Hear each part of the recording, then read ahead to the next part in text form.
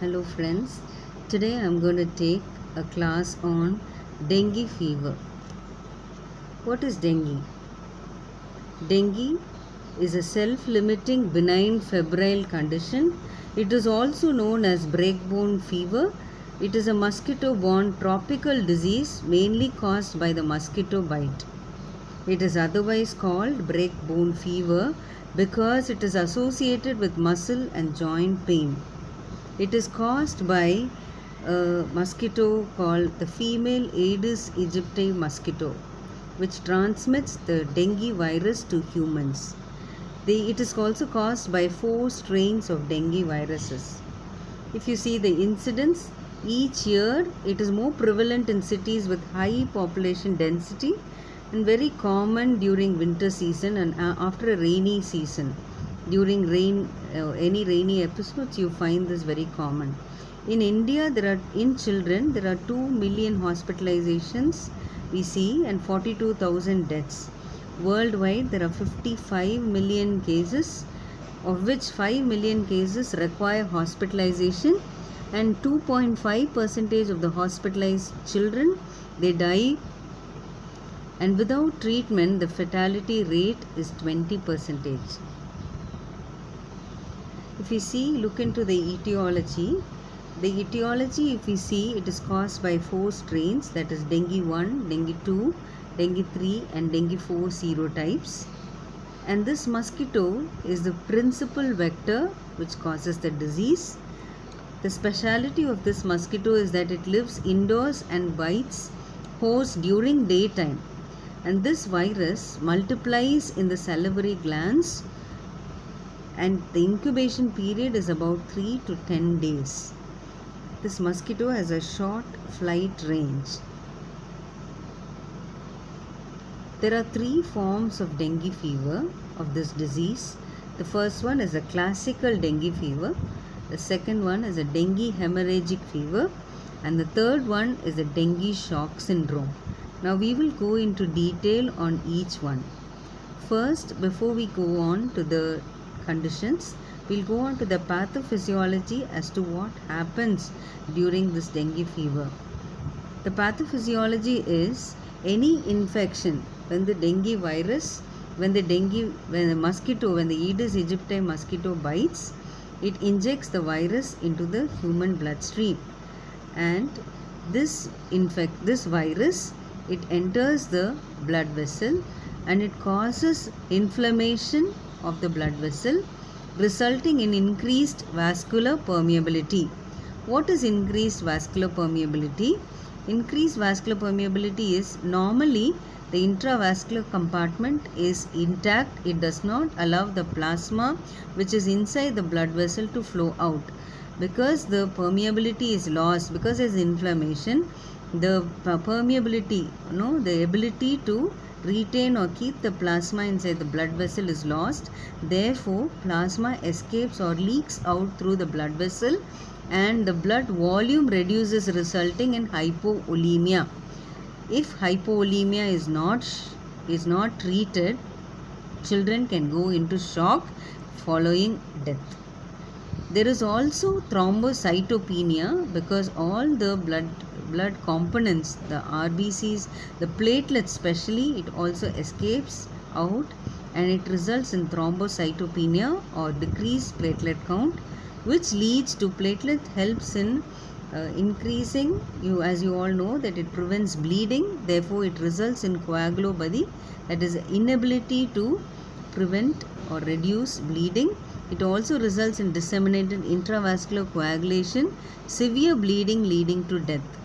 Other manifestations that you will see in these children are systemic manifestations such as fever. You will find a positive tourniquet test that I will be teaching you later, and hepatomegaly. These are the other manifestations. Now coming on to the classical symptoms of dengue fever. If you see, before going on to the classical symptoms, there are 3 phases that you will find. One is a febrile phase, critical phase and the recovery phase. The febrile phase lasts for the first 7 days, where the child will have sudden onset of fever which is mostly biphasic. What is meant by biphasic? The child will have, maybe suppose today the child has a fever, in between for 2 or 3 days child doesn't have fever, again after 2 days the child presents with fever. So that is called biphasic, where the child can have 40 degrees Celsius to 41 degrees Celsius.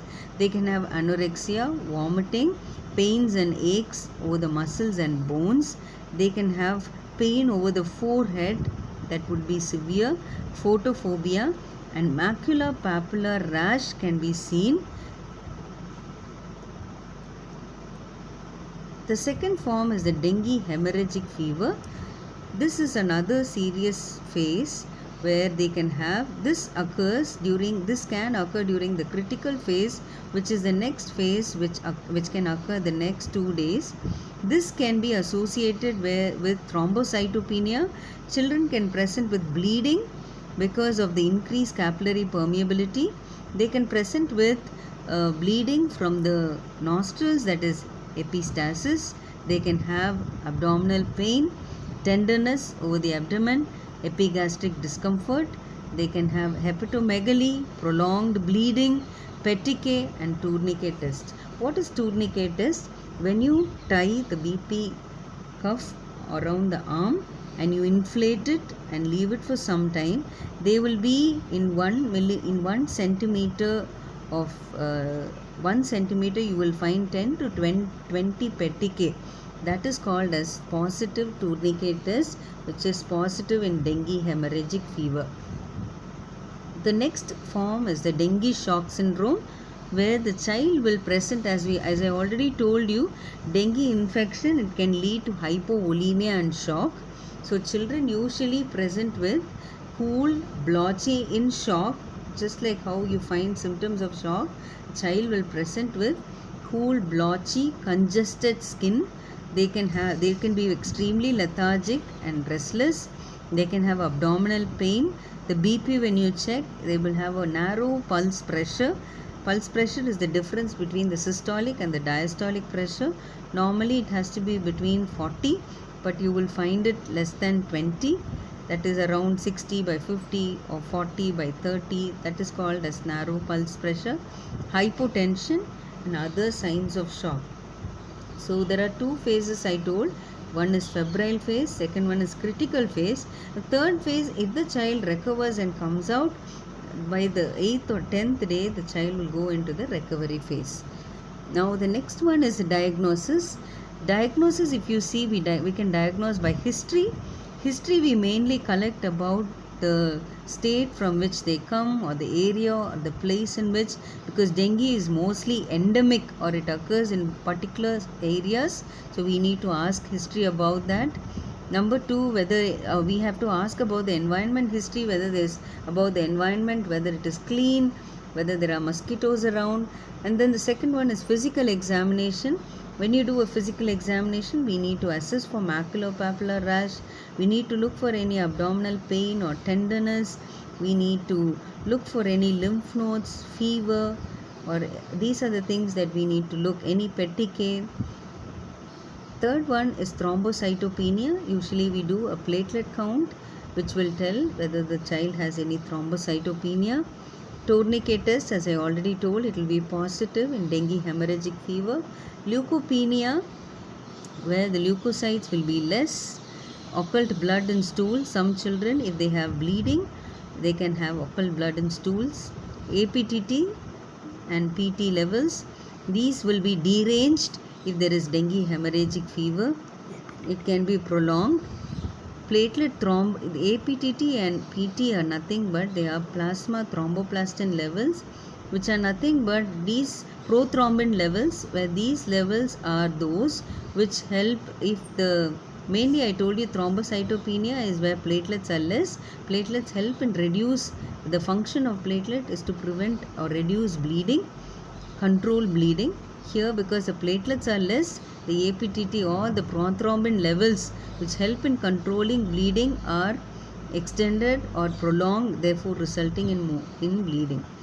Hypoproteinemia, hyponatremia is less sodium.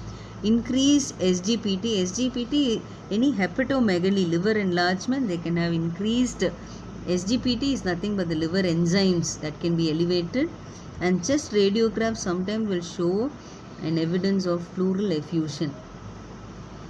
The treatment for dengue fever is, for dengue fever it's mostly supportive and symptomatic treatment.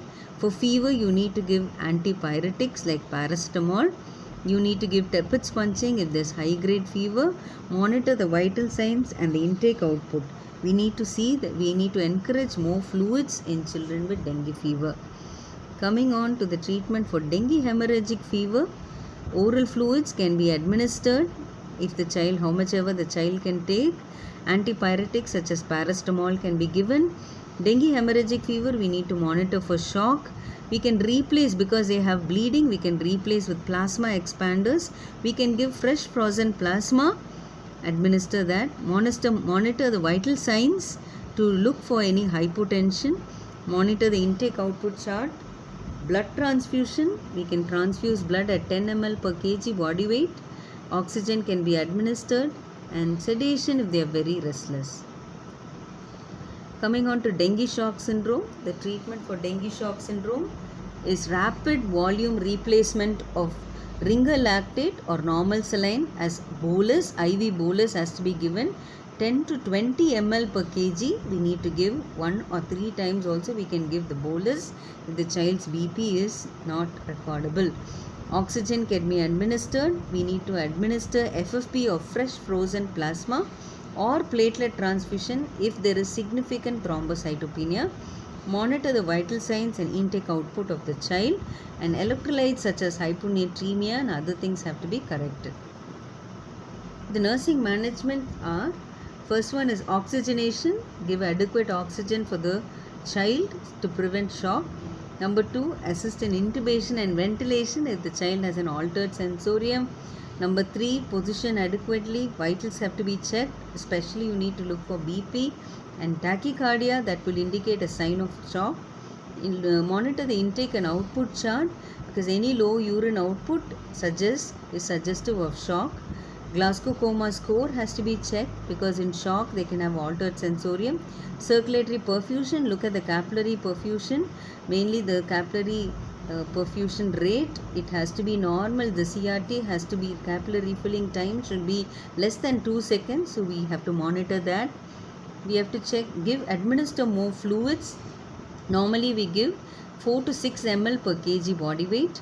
Then family support, because the parents would be, there would be a lot of anxiety, so we need to give a lot of family support. And prevention is the main thing that we need to concentrate on by breaking the transmission cycle. How do we do that? We need to tell them about vector control, allowing or preventing the breeding of mosquitoes to occur. Therefore, we need to tell them about environmental sanitation, modification, environmental modification like throwing off all containers which accumulate water. Community participation, if there is any dengue outbreak in that particular area, they can inform the village panchayat leaders so that they could take adequate steps. Complications of dengue fever are encephalopathy, which can affect the brain leading to altered sensorium, convulsions leading to, because of hypoxia they can have convulsions, intracranial bleed because of thrombocytopenia and altered prothrombin time, they can have intracranial bleed. They can have hemolytic uremic syndrome, where the kidneys, renal functions are affected, which can lead to renal failure, and liver failure can happen when there is hepatomegaly, and disseminated intravascular coagulation because of bleeding and coagulopathy. The prognosis, if treated, the prognosis is good, but if it is untreated, the mortality is 40 to 50%. Most of these children recover in 24 to 48 hours if they are brought early and treated well. Thank you.